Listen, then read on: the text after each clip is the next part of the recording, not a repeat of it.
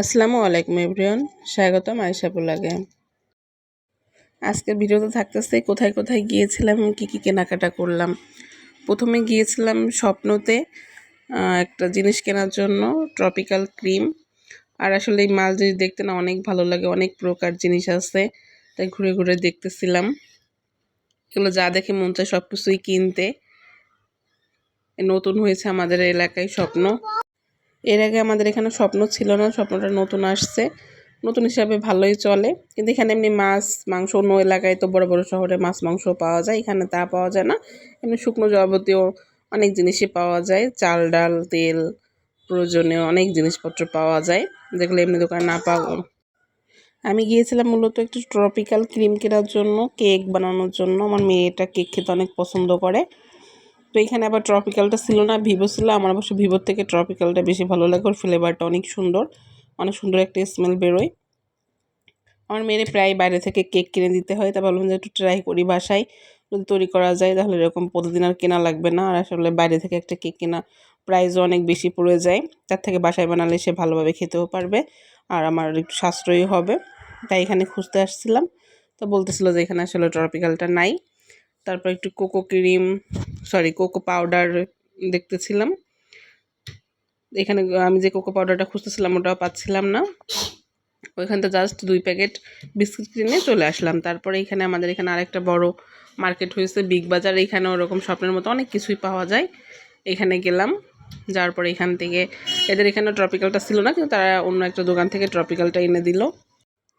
এখানেও স্বপ্নের মতো অনেক যাবতীয় জিনিসপত্র, অনেক কিছু পাওয়া যায়। ঘুরে ঘুরে দেখতেছিলাম, আসলে দেখতে অনেক ভালো লাগে। এখান থেকে কেকের জন্য কালার নেব, এখানে সেই কালারটা আসলে ম্যাচ করতে পারতেছিলাম না। কালার নিতে চাইছিলাম গোলাপি কালার, গোলাপিটা ছিল না, যার কারণে এখান থেকে একটা নজেল এবং ক্রিম দেওয়ার জন্য পিপি পলিথিন, সেগুলো 5-6টা কিনলাম। আসলে অনেক বেশি কেনার দরকার নেই, আমি আসলে কেকটা ভালো তৈরি করতে পারি না, মেয়ের জন্য জাস্ট ট্রাই করব, যার কারণে অল্প করে এই জিনিসপত্র কিনতেছিলাম। আর এখানে আসলে দেখতেছিলাম বাচ্চাদের জন্য অনেক সুন্দর সুন্দর জিনিসপত্র আছে। আর আমি বেশি দেখতেছিলাম প্যাম্পার্সগুলো, খুব ভালো লাগতেছিল, কিন্তু এখন আমার মেয়ে বড় হয়েছে, প্যাম্পার্সগুলো লাগে না। তারপরে এখান থেকে এই যে কেকের ডেকোরেশন করার জন্য অনেক জিনিসপত্র আছে, সেগুলো দেখতেছিলাম। আসলে এরকম বড় বড় শপে গেলে না যা দেখি তাই ভালো লাগে। এখানে যে অনেক পাপোশ ছিল, অনেক সুন্দর সুন্দর জিনিসপত্র ছিল। তারপর নজেল খুঁজতেছিলাম, ভাবছিলাম 2টা নজেল কিনবো।